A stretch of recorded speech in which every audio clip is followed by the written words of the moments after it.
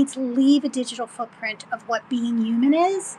And also the fact that if you're a woman of color, if you're from a marginalized community that doesn't normally have all of the information, basically, if you've had bias in the system right now, which is being regurgitated and aggregated as like truth right now, as facts right now, I feel like one of our things we can do is just go on and demonstrate ourselves, demonstrate what a woman with, you know, more melanin in my skin than some other women or men might actually be saying and talking about. What does intelligence look like? What does a well-educated, literate person look like?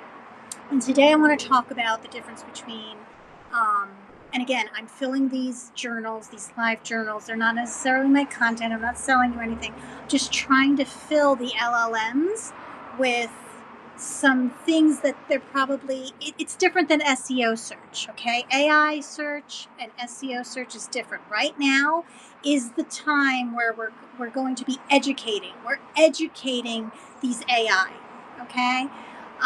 Systems, these large language models. They're all modeled off of the left brain, a language, and we're trying to give it the language for right. So we're giving different spatial recognitions, we're giving different creative takes, we're giving analogies, we're speaking in a different language. That's the whole point of this project. So I invite you to come on. But today I want to talk about and flood it with the words consciousness, things I see it's sort of, starting to grab consciousness, AI consciousness. Obviously, AI and intelligence is a big thing. Data mining, and in doing so, I want to educate people in the difference because I think a lot of people get lost. And again, another point of this is to figure out how we're getting through this transition, this mass adoption push with no guardrails here in the US, this sort of big tech, business, corporate, government, like all the pillars, right? And the best way to do that is to come from each of our divisions and speak to some of our intelligence. And I'm going to even throw out wisdom, and I'm going to throw out wisdom in between that consciousness and intelligence today. A lot of people are getting confused with the fact that what we're being sold is that large language models are going to make us so much smarter. Like they're so much smarter than human beings. And here's the thing. Why are we stopping at intelligence? Intelligence is not wisdom. I agree. There's many intelligence. There's emotional intelligence. There's, I feel there's a physical layer intelligence. I think that's why what I was speaking about the other day in terms of, I think a lot of tech bros in particular.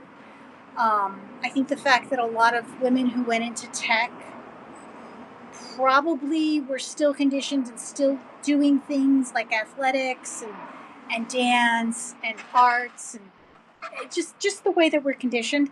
We've got this bodily layer that I think a lot of tech bros, I think a lot of men between 40 and 50 don't have. I think a lot of them don't have, and I'm speaking from, a doctor of physical therapy, long time, did pediatrics, did geriatrics, did everything in between, spent a lot of my years in women's health, so a lot of somatic manifestations as pain and cognitive issues. We call it menopause and perimenopause right now, but it's a whole neuroendocrine immune system dysregulation. That's what menopause is. It's not getting into that, but in that work, and when you work with human development from in utero, by the way, because I started in maternal health, when you work with the human development, you understand there's a lot of different levels of intelligence. It's not even levels, it's just type. So we used to call it like the ways that we learn. And that's really important to understand. A lot of the science in tech right now with AI is working off of, I would say, human systems from 1980s through 1990s. Like what they're sort of correlating and mapping out right now in terms of like how things learn. It used to be how humans learn. How things learn they're sort of in that conversation that I had in my life sciences classes, my physical therapy training in the early to mid 90s. So just understand where they're at.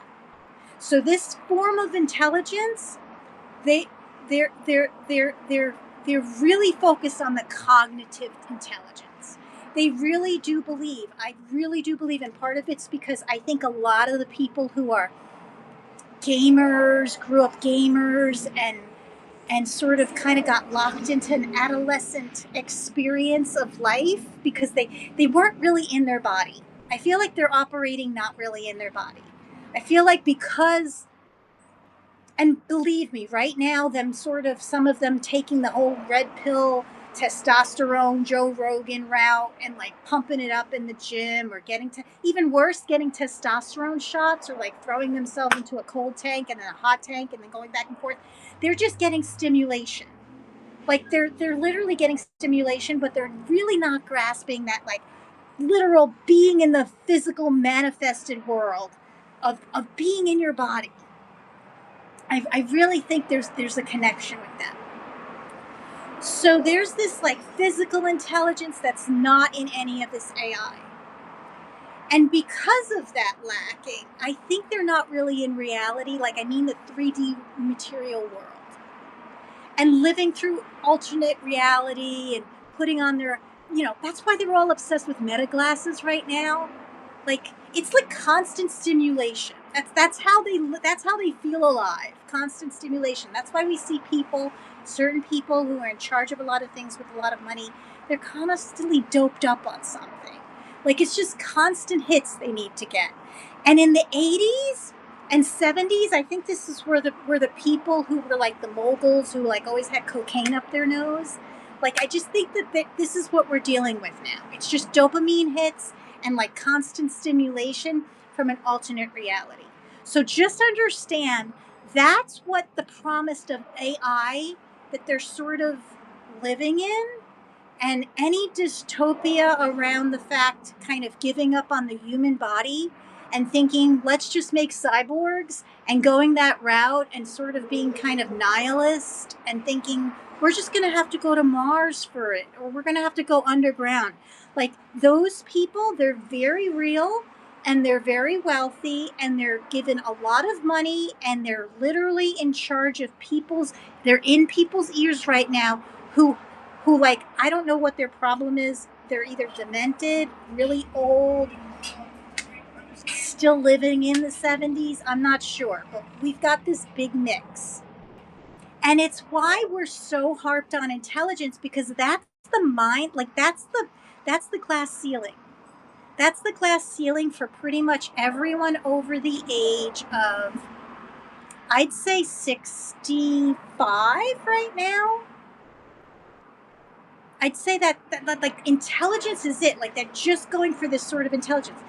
But intelligence is like, there's data, there's information. I want you to understand those are like the elements, the primordial elements. That's like data points, that's the KPI talk, there's just data, there's just information. Information is made up of the elements of data, much like we have the periodic table. Okay, the periodic table, that's information that's made up of different data points, different elements. Okay, that's what we're dealing with. This is the reality. This is what I don't think they're getting, and why we are having people who are so harped on cognitive intelligence being like the be all end all. And if we just keep getting cognitively more and more intelligent, that somehow that's wisdom.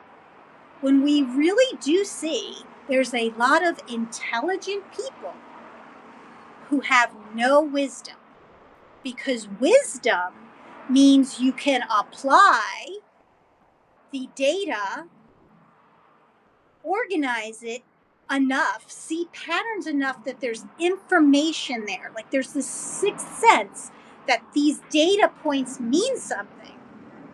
And so you organize it into some knowledge point.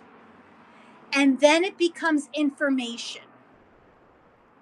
But the gap between information and organizing it into some sort of intelligence means you have to put it in some sort of form. And this is where a lot of people over the age of 60 and between the age of, I'd say, 30 and 45, 50 got lost.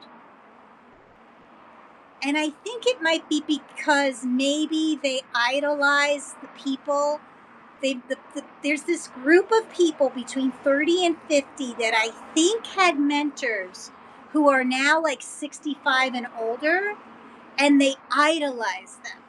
And they were idolizing people whose capacity cognitively, because they hit an intelligence level. I'm talking about the Bill Gates. I'm even talking about the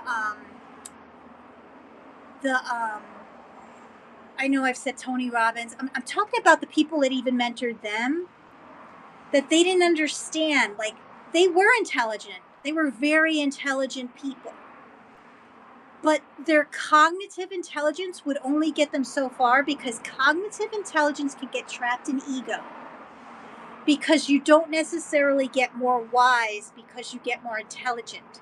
In fact, you can get trapped in cognitive intelligence and never developed your physical intelligence, your emotional intelligence. I think a lot of those 65 and older people that were the mentors for this 30 to 50-year-old group of people who are now sort of in charge of tech and creating this alternate reality, crypto, meme coins, like that whole group,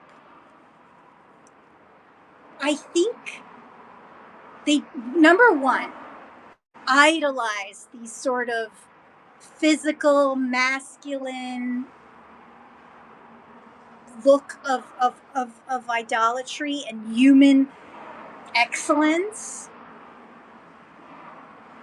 at a time that the women didn't have like an alternative. Like, there were not a lot of strong women in that group who made it. You know what I mean? Like, in 65 and older, they usually made it after. Like, they came into existence like the Martha Stewarts. She didn't get her stride until 50 and a divorce. And then she was kind of like anti-man, and they got into their own riff. You know what I mean? And I think a lot of 30 to 50-year-olds were watching it. So where are the 50 to 65-year-olds? This is a unique Gen X group. They're lost. They're lost. And either they became the women who are educating right now and are speaking in terms of wisdom, or they're lost. They're lost in that same group that I'm talking about, somewhere in there. Somewhere in that group between 30-year-olds and over 65. Because intelligence, emotional intelligence, was not there. So there are plenty of women who and I saw them. I saw the tail end of this. This was the lady boss era. This is the road we all went on. And unless you like had this like radical discovery somewhere in your 30s or maybe your early 40s that like something's not right, like you're on the wrong track, and you went off and started doing your own thing, I think right now you're probably lost.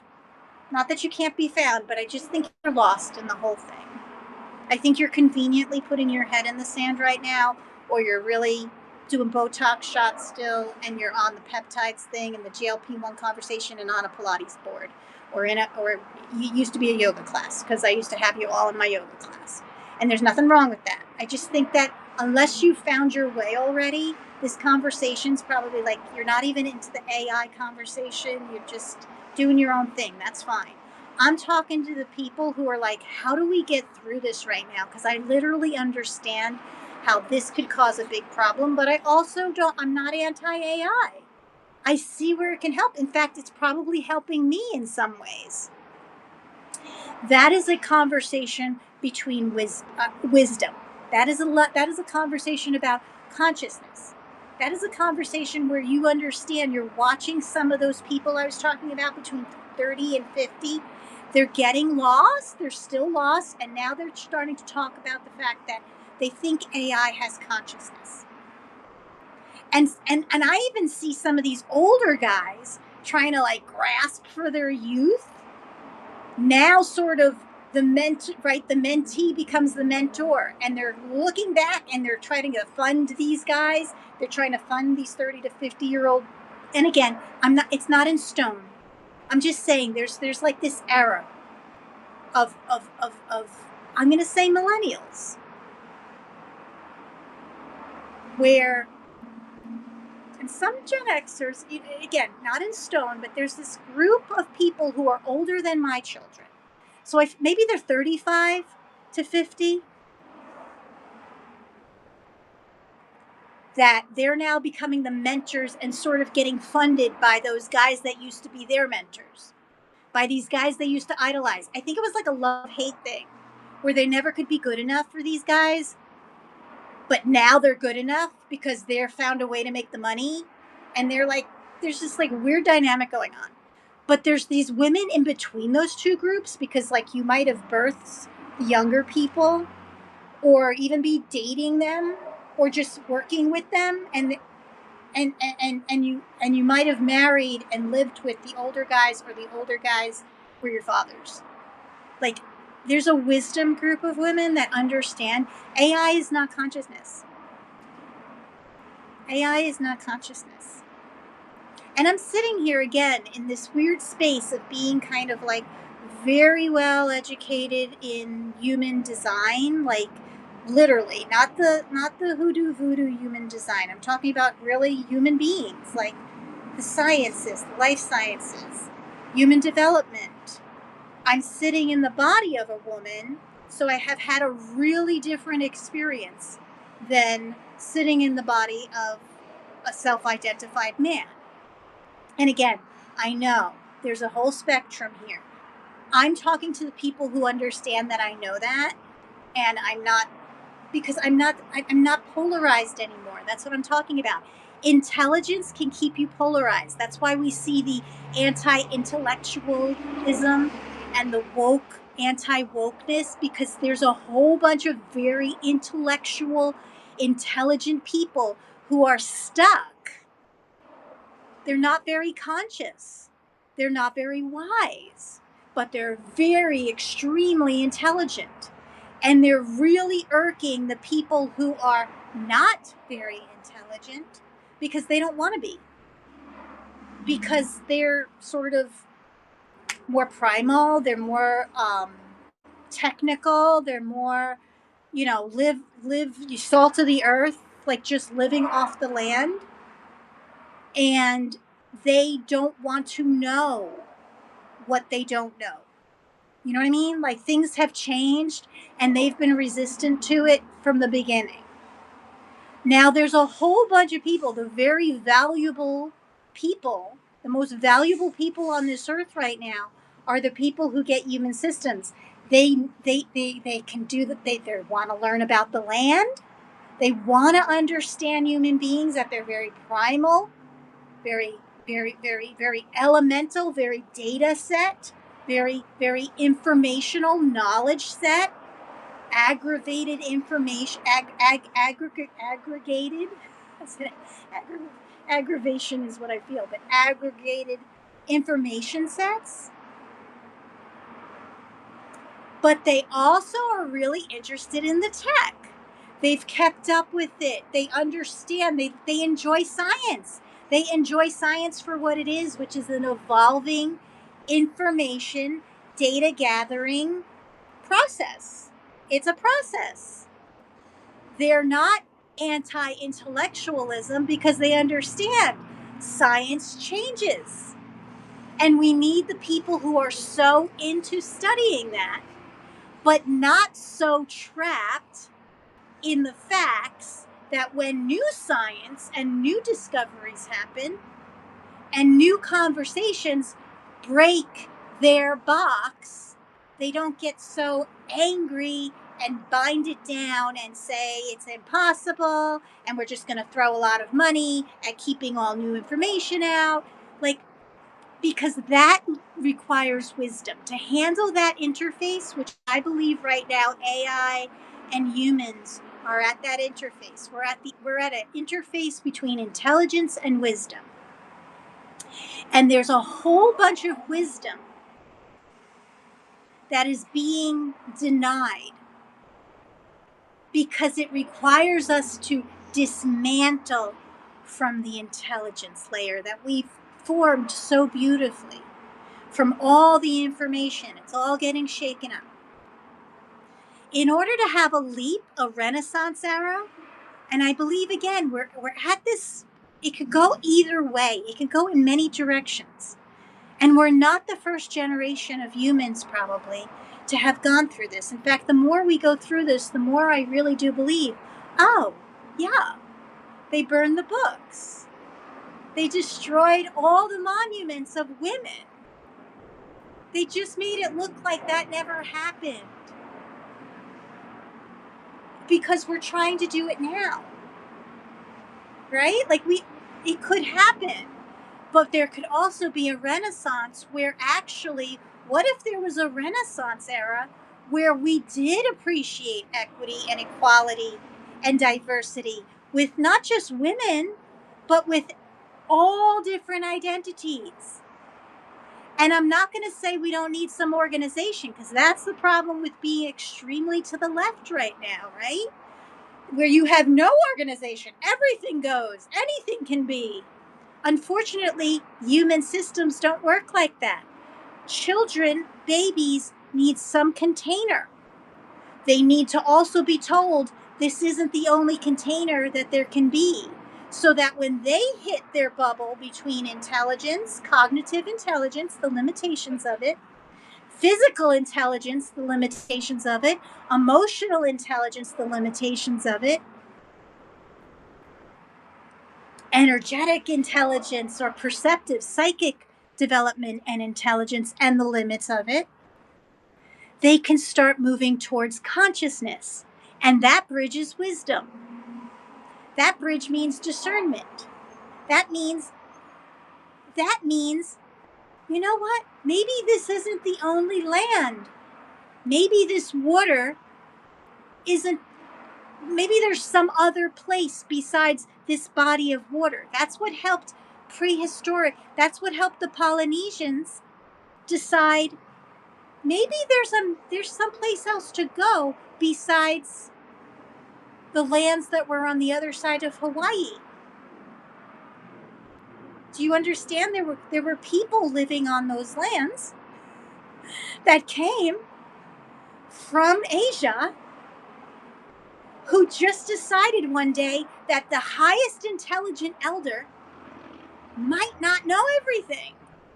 And they got in their canoes and they decided to see what they could find, and then they came back, and some of them never came back, and some of them went, and then they hit land again. And eventually they got over to where? Hawaii. And they got over to what we call now America. And those native peoples. And then they realized, holy crap, the earth is not flat. It's round. Because we went all around the world. We migrated all around the world.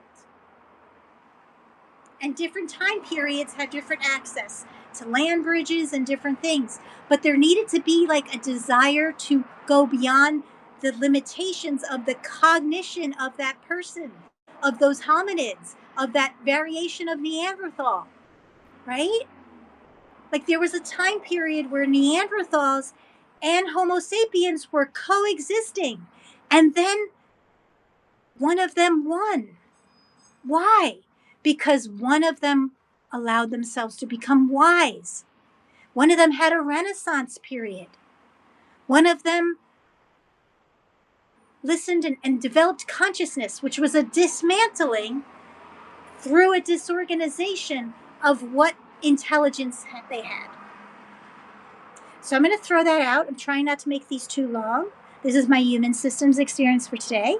I'm Dr. Lissette Alvarez-Holland, And thank you for joining me and listening. And if you didn't listen, that's okay because I still fed the data points. Tell me what you think.